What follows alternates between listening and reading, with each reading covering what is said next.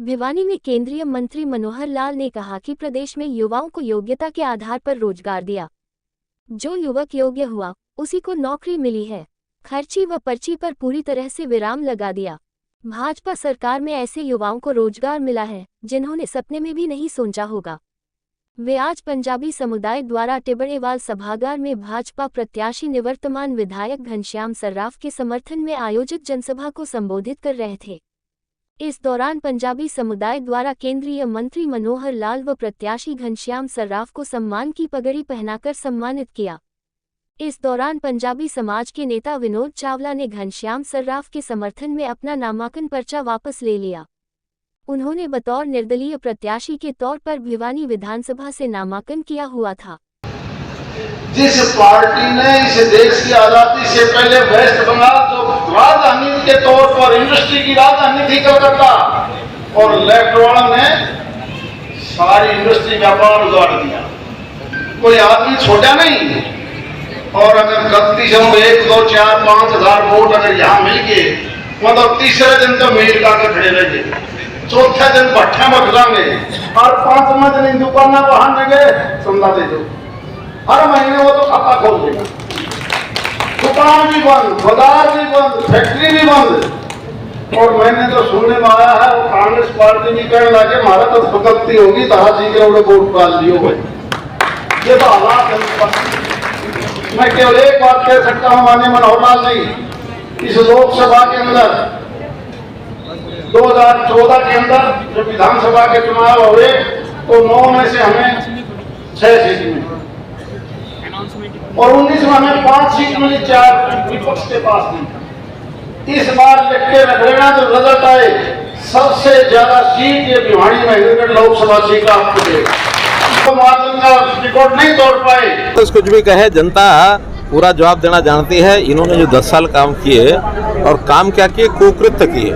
हमने 10 साल में जो जनता की सेवा की उसकी तुलना जनता करेगी। ना उनके कहने से कुछ बनता ना हमारे कहने से कुछ बनता है। ये हाथी के दांत खाने के और दिखाने के और। इसलिए कांग्रेस की बात पर कोई जनता भरोसा नहीं कर रही है, क्योंकि पहले भी उन्होंने बड़े बड़े दावे किए हैं। उन्होंने यानी केंद्र में भी लगातार 3 बार सरकार बनी है, उसी प्रकार से 3 बार हरियाणा में भी भारतीय जनता पार्टी की पूर्ण बहुमत से सरकार बनेगी, ऐसा हमारा दावा है। सर, अनिल विज जी कहते हैं कि अगर सरकार आई तो मुख्यमंत्री ना बनूंगा, जबकि एक मौका मुझे मिलना चाहिए। देखिए, हर एक नेता का अपना एक दावा करने का अधिकार है, जो कोई समस्या नहीं है। लेकिन ये निर्णय ना तो अकेले अनिल विज कर सकते हैं, ना अकेले हमारे जैसा कोई कर सकता है। अकेले कोई निर्णय नहीं है, पार्टी के सामूहिक सोच के आधार पर पार्लियामेंट्री बोर्ड इसका निर्णय करता है। और अभी तो हमारे गृह मंत्री जी ने स्पष्ट आके कहा है कि हमारे अगले मुख्यमंत्री जो हैं वो नायब सिंह सैनी होंगे, उनके नेतृत्व में। वितरण के बाद इस तरह की नाराजगी थी, क्या रूठों को मना लिया सर आपने? काफी संख्या में रूठों को मना भी लिया, काफी लोगों ने विड्रा भी कर लिया। जैसे आज ही हमारे चावला जी विनोद चावला जी ने इन्होंने फार्म भरा था, तो अब इन्होंने विड्रा कर लिया है। तो आखिर अल्टीमेटली कार्यकर्ताओं का लोकतंत्र में बहुत सी इच्छाएं होती हैं कि हमको भी मिल जाए टिकट, हमको भी मिल जाए।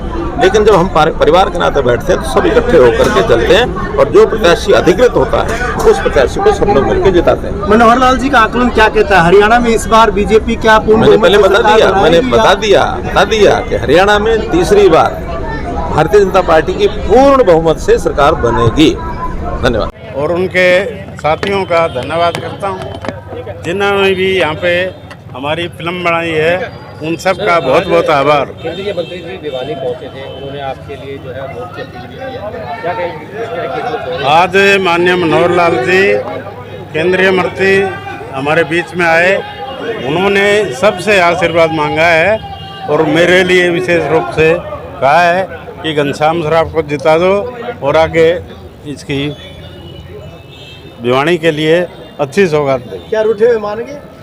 रूठे हुए भी कुछ 90% लोग मान गए हैं, 10% कोई बाकी है तो उनको भी ठीक करेंगे। सर, आपका क्या विचार है, जैसे अगर बनती हो सरकार बनती है तो भिवानी के लिए आगे क्या लाया जाएगा? ऐसा आज माननीय मनोहर लाल जी ने कुछ घोषणाएं की हैं, कोई बड़े इंडस्ट्री का अब बनेगा ये, और ये बहुत बड़ी बात होगी, लोगों को रोजगार मिलेगा और हमारे सभी साथी जो बगैर रोजगार के हैं उनको भी रोजगार दिया जाए।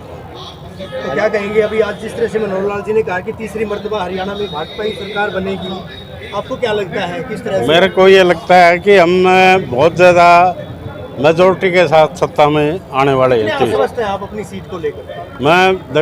मैं तो आश्वस्त तो यही हूँ कि जनता के साथ बात व्यवहार करने में मैं सभी को प्यार से गले लगाता हूँ, और यदि कार्यकर्ता मेरे बेडरूम में भी आ जाए तो मैं उसको कहता नहीं क्या बाहर जाओ। रहने वाली है, कितनी सीटें जो है वो आने वाली है हरियाणा में? अगर हरियाणा में 52 सीटें हमारी आ रही हैं और पूर्ण बहुमत की सरकार बनने जा रही है, क्योंकि जितने भी लोग हैं तो यही कहते हैं कि आपकी सरकार ने जो काम किया है उसका कोई सामने नहीं। सर आप साहब भिवानी में किससे मुकाबला मानते हैं आप? मैं किसी से मुकाबला नहीं। कोई आएगा नहीं मुकाबला के लिए? कांग्रेस पार्टी ने हार को देखते हुए अपनी सीट का किसी दूसरे सीपीएम, हमारे जो भी साथी हैं वे सारे उत्साह में हैं और पूर्ण रूप से जानते हैं कि हम आने वाले समय में भारतीय जनता पार्टी को वोट देंगे और भारतीय जनता पार्टी की सरकार बनेगी।